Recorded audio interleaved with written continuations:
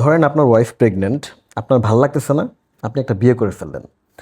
তো বিয়েটাকে যারা এই লেভেলে নিয়ে যান তাদের জন্য বলি যে বিয়েটা কি এতই সস্তা? এটা তো একটা কমিটমেন্টের ব্যাপার, it's a matter of life long commitment, ঠিক আছে? আর আপনার ওয়াইফ যখন প্রেগনেন্ট তখন হচ্ছে সবচেয়ে বেশি সাপোর্ট অ্যান্ড কেয়ার দরকার হচ্ছে আপনার কাছ থেকে, হাজব্যান্ডের কাছ থেকে।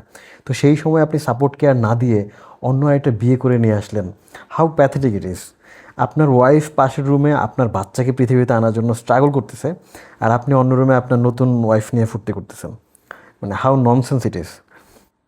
দেখেন, আমাদের ধর্মেও কিন্তু বলেছে যে আপনি যদি সেকেন্ড ম্যারেজ করতে চান, আপনার ফার্স্ট ওয়াইফের পারমিশন ছাড়া কিন্তু আপনি করতে পারবেন না। কোনো মেয়ে যদি সেই পারমিশন দেয়ও, একবার চিন্তা করেন কতটা কষ্ট নিয়ে পারমিশন দেয়। কোনো মেয়ে এটা খুব নর্মালি মানে অ্যাকসেপ্ট করতে পারে না, ইটস নট নর্মাল। কীভাবে নর্মাল অ্যাকসেপ্ট করবে? আর হচ্ছে ফাদারহুড এমন একটা জিনিস যে আপনার ওয়াইফ প্রেগনেন্ট, আপনি যদি ফাদারহুডকে ফিলই করতে না পারেন তাহলে বাবা হওয়ার কী দরকার বলেন? আপনি সেকেন্ড ম্যারেজ করলেন, সেকেন্ড বউ তো একদিন প্রেগনেন্ট হবে, তখন কি আবার বিয়ে করতে যাবেন?